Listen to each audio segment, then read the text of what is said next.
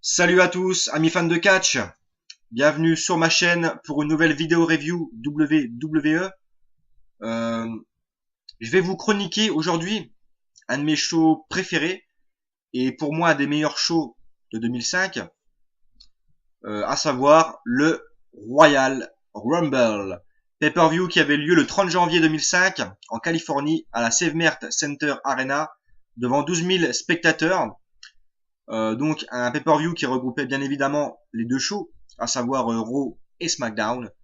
Le thème musical, c'était Find the Real du groupe Alter Bridge. Excellent thème musical, j'insiste. Alter Bridge, qui est le groupe qui avait composé la musique principale de Edge.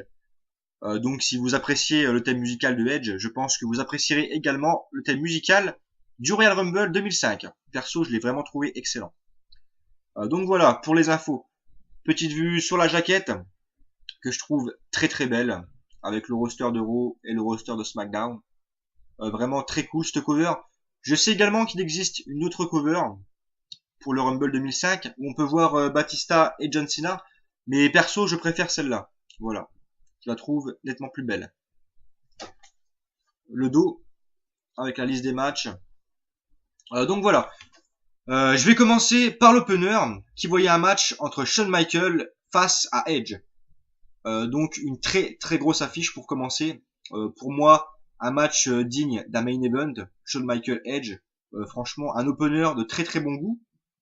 Une feud qui avait démarré à New Year's Revolution 2005. Souvenez-vous, Shawn Michaels avait porté un switching music à Edge dans le Chamber, et donc Edge fut éliminé. D'ailleurs, au passage, une de mes feuds préférées. Moi, j'ai adoré, mais vraiment adoré la feud Shawn Michaels Edge. On a eu vraiment de très gros matchs, notamment un excellent combat à Raw dans un street fight, un match que je vous conseille. Et ce match-là du Rumble entre les deux était vraiment excellent également. Pour moi, un très gros match, un excellent match pour commencer de 18 minutes 30, très bonne durée pour un opener. Que dire sur ce match? Une très grosse feud, une très grosse construction, un très bon booking, un match technique, mais aussi un match à l'ancienne, avec un rythme assez moyen, mais beaucoup de belles prises, surtout de la part de Edge. Pour moi, Edge a dominé les trois quarts du match, en nous sortant deux spears, notamment un spear à l'extérieur, enchaîné d'un spear sur le ring. Et d'ailleurs, grosse surprise, Shawn Michaels qui se dégage à la surprise générale. Edge qui nous sort aussi un Educator, donc sa prise de soumission à un champuteur modifié, une prise que j'adore. Michael qui nous sort aussi un très gros match, surtout en contre. Michael qui se base vraiment sur les contres, avec sa descente du coude. On n'a pas eu de switching music dans ce match. Enfin, Michael l'a tenté, mais Edge l'a contré avec un très beau contre, un Electric Chairs. Vraiment, j'ai adoré ce passage du match. Ouais, que dire, un excellent combat. Franchement, un match à voir si vous l'avez jamais vu. Shawn Michaels Edge Royal Rumble 2005, c'est vraiment exceptionnel, du très haut niveau, du très haut niveau. Victoire de Edge à la surprise générale. Edge qui en 2005 commençait seulement à être pushé. Donc pour moi, un des matchs référence de Edge dans son push. Donc il gagne ce match sur un roll-up à l'aide des cordes. Une fin de match assez controversée, je vous l'accorde, mais moi j'ai adoré. J'ai adoré ce combat. C'est un match que je pourrais regarder tous les jours, sérieux. Je lui ai mis 4 étoiles sur 5, donc très bon combat pour commencer, très bon opener.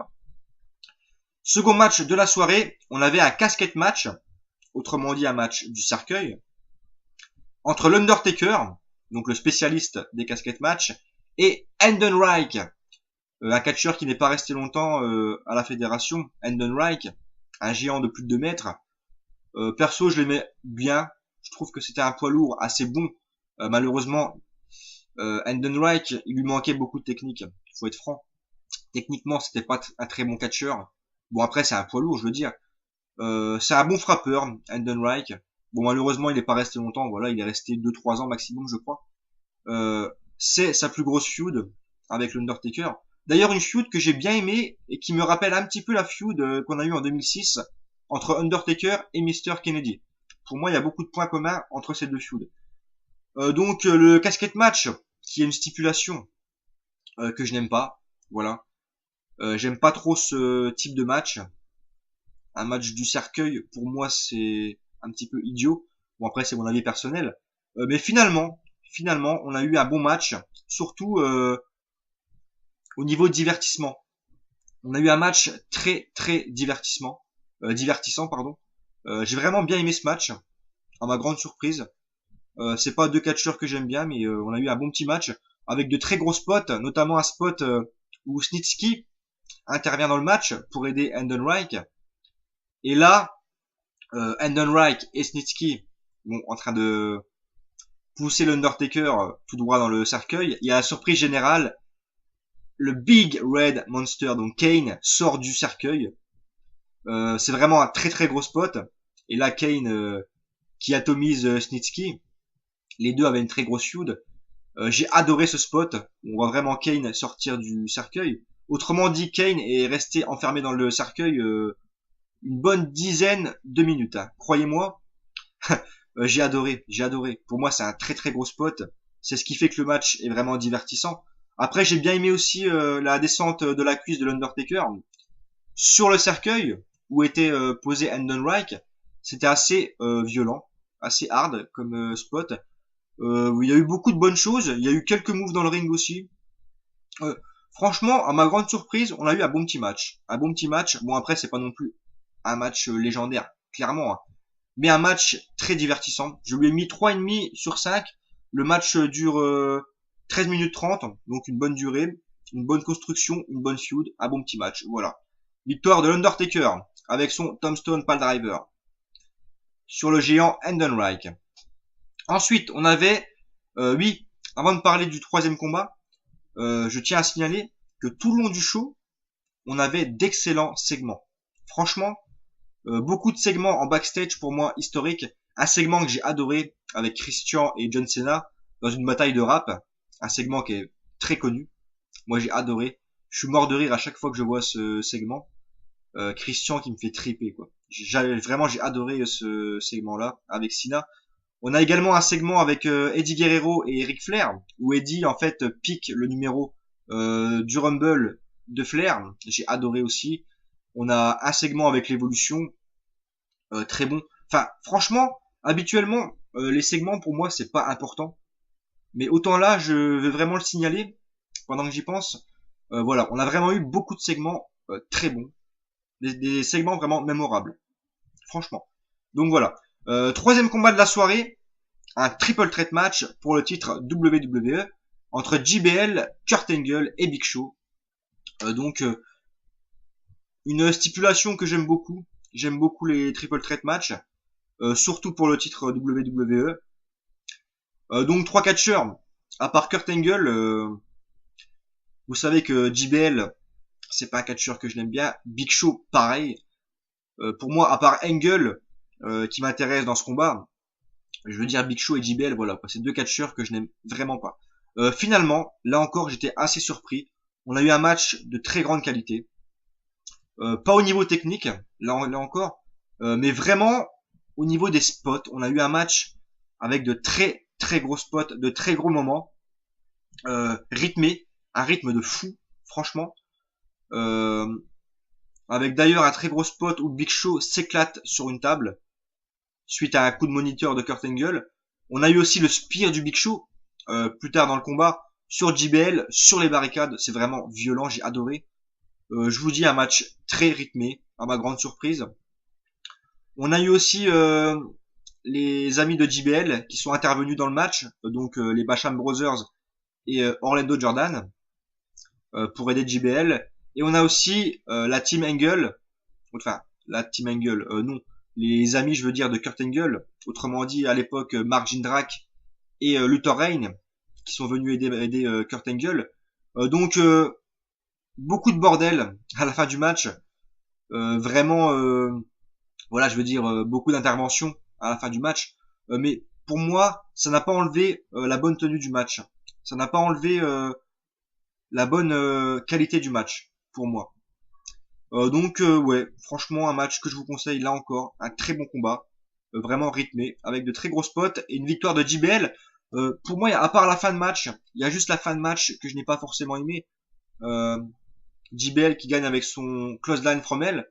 J'aurais bien aimé une victoire de Kurt Angle ou même du Big Show, mais JBL qui est franchement un catcheur que je déteste, donc j'ai pas forcément aimé cette victoire, mais le match fut vraiment très bon, de très bonne qualité. Donc voilà, victoire de JBL, je lui ai mis 3 étoiles, 3 quarts ce match sur 5. Très bon combat. L'avant-dernier combat de la soirée, on avait un match pour le titre poids lourd entre Triple H et Randy Orton. Une très très grosse feud, là encore, du début d'année 2005. Que dire de ce combat? euh, Match énorme. Pour moi, peut-être un des meilleurs matchs entre Orton et Triple H. La grande époque. Voilà, ça m'a rappelé vraiment la grande époque, ce match.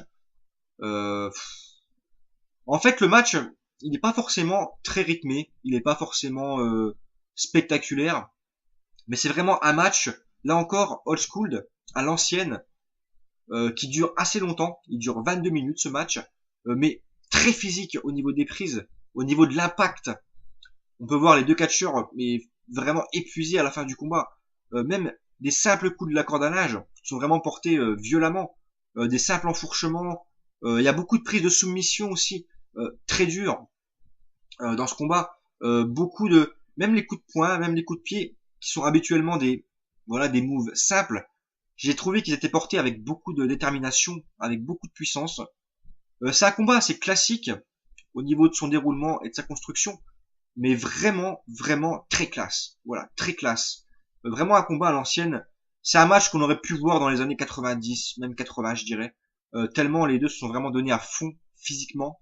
Moi, j'ai adoré ce combat. C'est un combat qui a été beaucoup critiqué, mais moi, je l'ai trouvé excellent, quoi. Franchement, d'ailleurs, on n'avait pas Batista ni Ric Flair. Triple H qui a battu Orton, je vais dire normalement, sans triche, même s'il a voulu utiliser son Sledgehammer.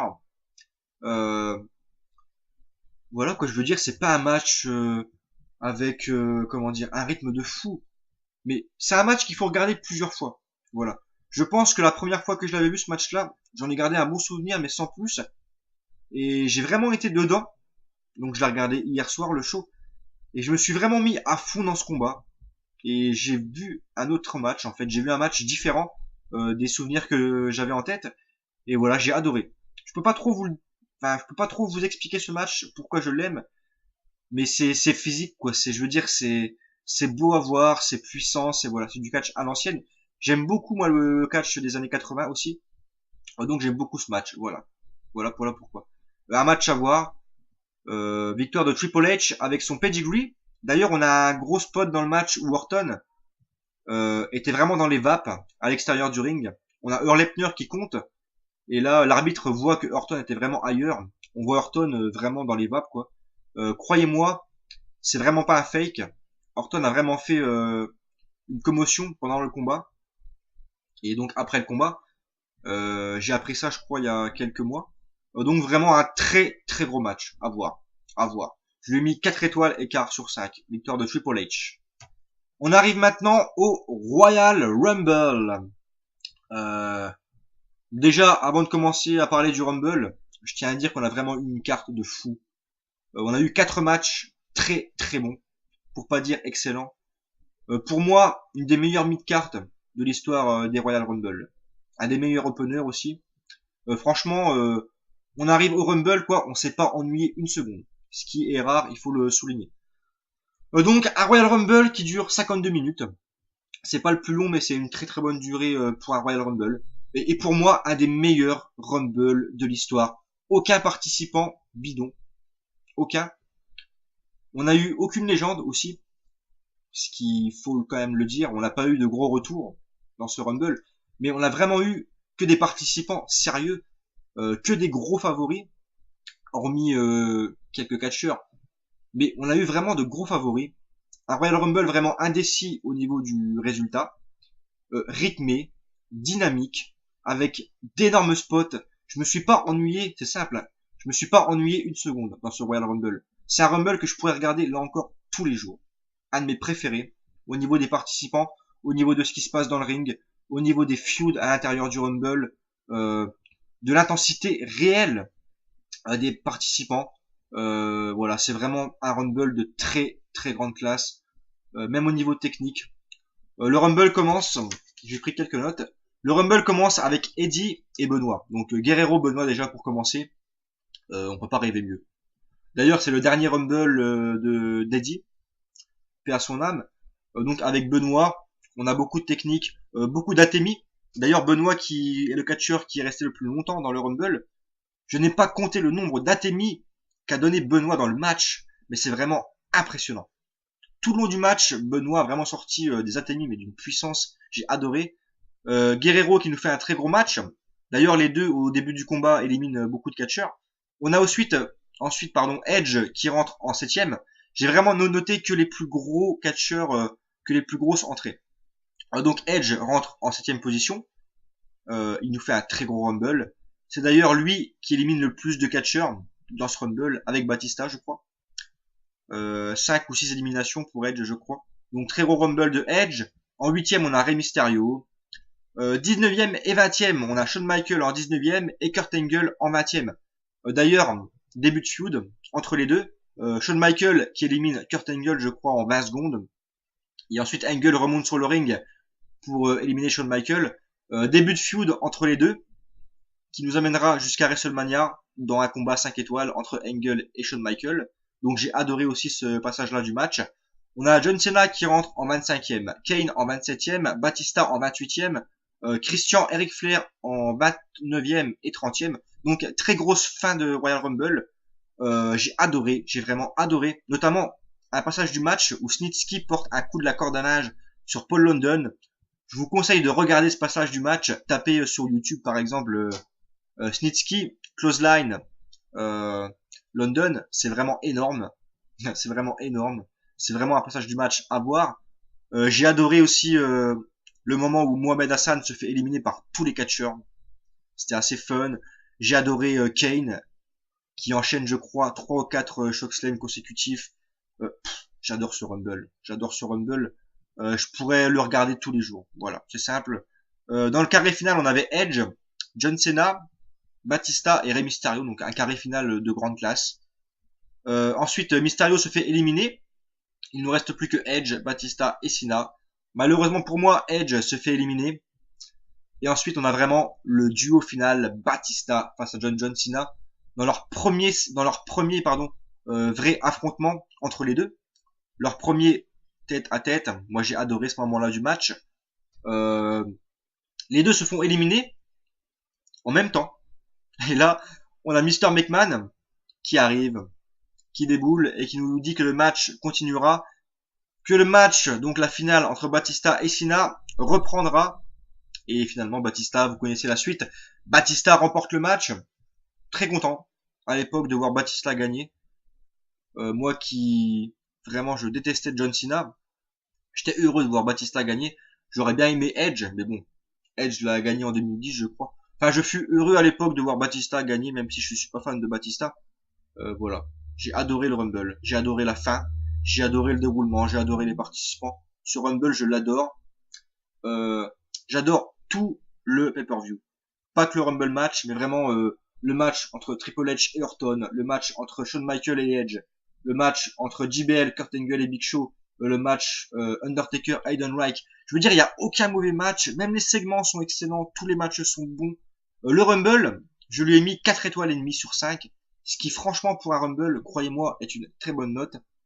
Surtout venant de moi, qui ne suis pas un gros fan des Royal Rumble. J'aime bien les Royal Rumble, mais je suis pas un très gros fan des Royal Rumble. Pour moi, c'est vraiment un show à acheter en 2005, clairement. Un excellent Rumble, 4 étoiles et demie. Croyez-moi, je pense que je ne mettrai pas une note aussi bonne pour un Rumble. Voilà, un show à acheter. Je lui ai mis 4 et demi sur 5, pardon. Ce qui en fait, pour l'instant, ma meilleure note. Tout pay-per-view confondu, depuis que je fais des chroniques. Vraiment un show à acheter, j'adore ce show, je le répète, mais je me répète, mais voilà, il est magique. Excellent Rumble. Merci de m'avoir suivi, je vous dis à la prochaine pour une nouvelle review. Ciao, restez fans de catch.